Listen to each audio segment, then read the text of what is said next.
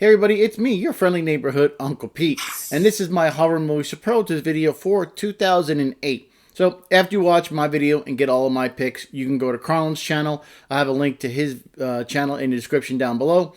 Go to his video of the same name, watch his video, get his picks. Then if you like, you're going to go to community tab on his page and vote for who you thought had the better picks. Whether they closely resembled your own, whoever had the better justifications, or whichever one you like better. It's all in good fun, and there's also a tie option. And most importantly, let us know what your picks are in the comments down below. These are fun videos. We love engaging with all these fellow horror fans. And most importantly, if you could take that 1 second, hit that subscribe button, notification bell so you don't miss a video. Help Carl and I grow these channels. We both put out multiple videos per week. Lots of great entertainment. Just do us a favor, hit that subscribe button. Really help us grow our channels. We greatly appreciate it. So that should wrap up all the intro stuff, so let's get down to it, and I'm going to give you my horror movie superlatives for 2008. My selection for the most amazing horror film of 2008 goes to Let the Right One In.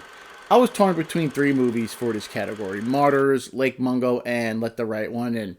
Now, I love them all for different reasons, two of them being foreign films, which are very, very underrated. Don't let subtitles ever stop you from watching horror films. There's so many great ones out there. But I had to go with the Let the Right One In.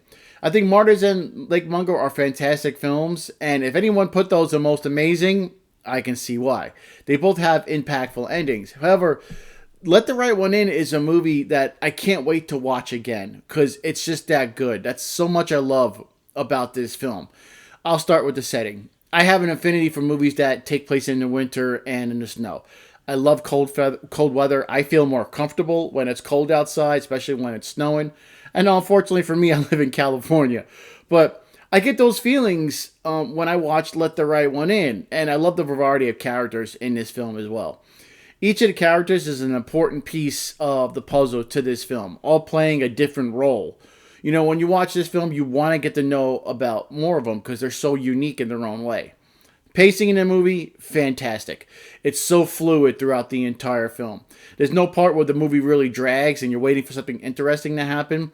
Everything develops exceptionally well. Let the Right One In, I think it's a poignant movie about love, loss, friendship, revenge, redemption, and even fear.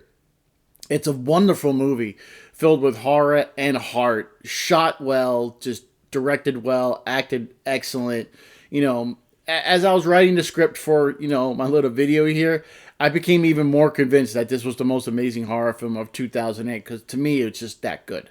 My pick for the best so bad it's good film, easy one for me, The Happening. One thing I expect for a movie to be considered so bad it's good, it should have a bizarre plot. The Happening truly has a bizarre plot, with trees and plants releasing toxins to compel people to unalive themselves and commit acts of violence. While that could be played out as terrifying, the execution in this film makes it unintentionally funny, with the characters trying to figure out how to avoid the wind. The film does start off with some serious deaths where all the construction workers are jumping off the building. That part's kind of creepy, but the tone just shifts so drastically. Then we meet the star of the film, Mark Wahlberg. His portrayal of the science teacher, Elliot Moore, is just so wooden and awkward. You got his line delivery, which has just become iconic in the so bad it's good realm. What? No. Then you have Zoe Deschanel, and her performance, she looks and acts confused in every single scene in this movie, like she doesn't know what's going on or what her next line is. You got the monologue guy talking about hot dogs, how they're the perfect food. Mark Wahlberg talking to a plastic plant. It's just a fun movie. Like I said, people running from the wind. It's just funny, unintentionally hilarious. This movie is not a good movie, but it's just so bad it's a good movie where you can have fun watching it with some friends, just laughing at the insanity of what the heck you're viewing, have some drinks, some wacky tobacco, and just enjoy yourself. My pick for most WTF film, it's a good one. Frank Henenlotter's Bad Biology. The film revolves around a woman born with 7 clitorises and a man with a mutant penis that has a mind of its own. If that doesn't sound WTF, what really does sound WTF? The premise is absurd, and it kind of pushes the boundaries of conventional horror that most people probably aren't used to.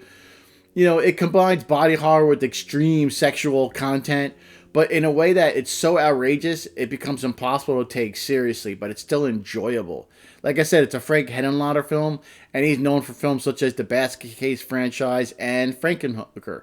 Also, some WTF films. They could be in any category, WTF. But there's a twisted humor throughout this film as well. You got the connection between like sexual and grotesque elements, makes you question, should you be horrified or just laugh at the sheer absurdity of what you're watching? You know, of all the horror films released in 2008, Bad Biology should be on anyone's shortlist for most WTF film. You got mutated female and male sexual organs is WTF all by itself. Then just wait until the ending and you're going to get a big, big WTF as the credits roll. My pick for best gore, Tokyo Gore Police.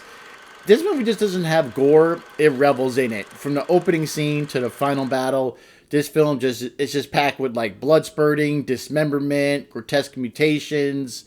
It's just gross fun. The sheer amount of gore in like every scene easily beats most horror films of 2008. You got blood geysers erupting from bodies. Dismemberment is kind of just treated like it's a party, you know, like balloons popping. You got bodies exploding.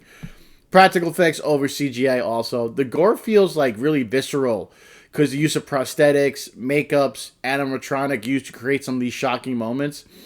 It gives you like a grounded approach. It makes the violence more enjoyable than anything ever with some type of CGI. You got a woman's legs turn into alligator-like jaws. It's just one example how the film even uses its gore creatively. The gore becomes almost another character in this film. I mean, it is called Tokyo Gore Police, so I can see why people would want this on their best gore category.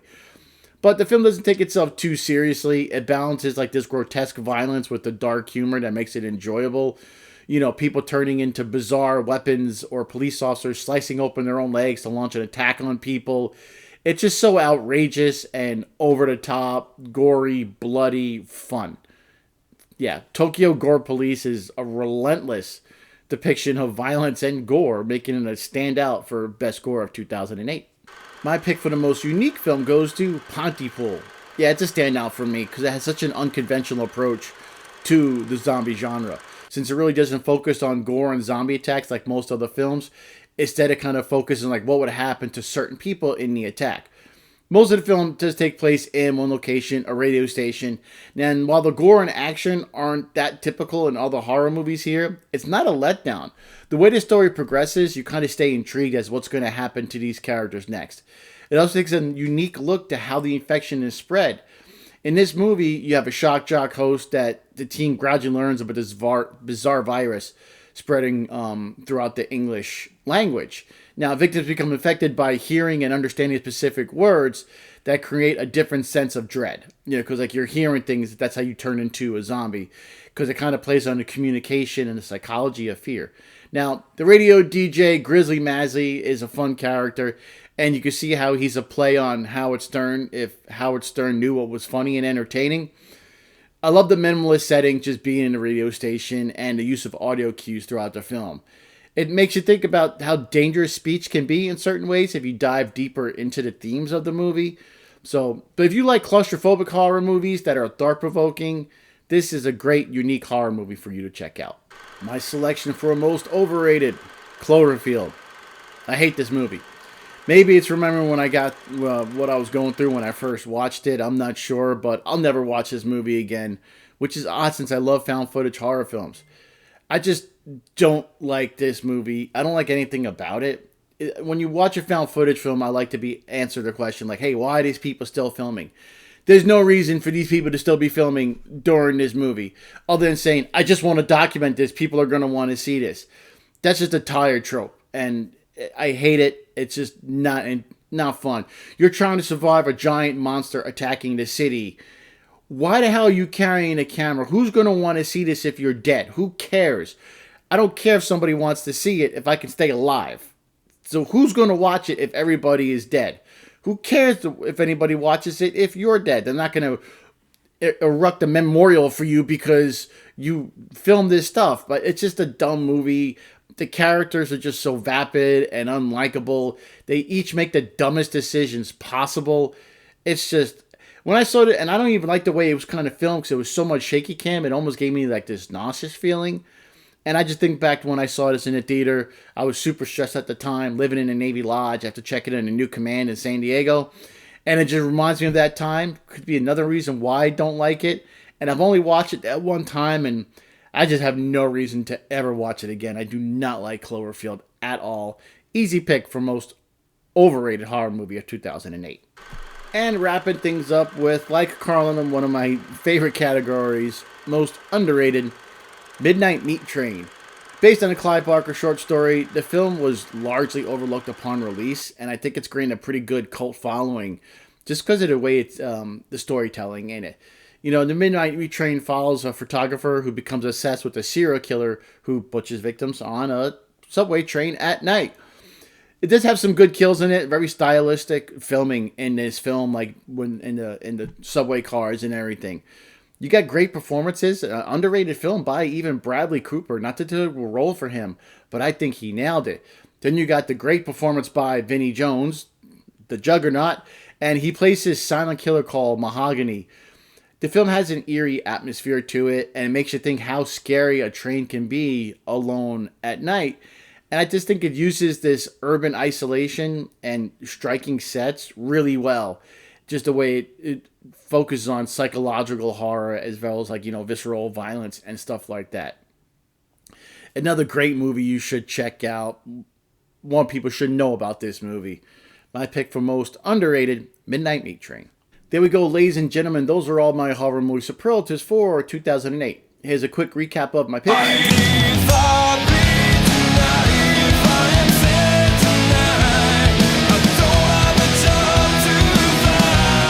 And don't forget to let Carl and I know what your picks are in the comments down below. If you haven't done so already, please go to Carl's channel, link in the description down below. Watch his with the same name. And then again, if you like, you go to the community tab on his page and vote for you at the Thor to Better Picks. We're getting close to the end of the decade, so we'll see you here in 2 weeks for more horror movie superlatives when Carl and I tackle all the horror movies released in 2009. Thanks again, everybody. I hope you're all doing well. Please like, comment, share, subscribe. Be good to yourselves and be good to each other. I am your friendly neighborhood Uncle Pete. Remember, with great kills, there must also come great nows.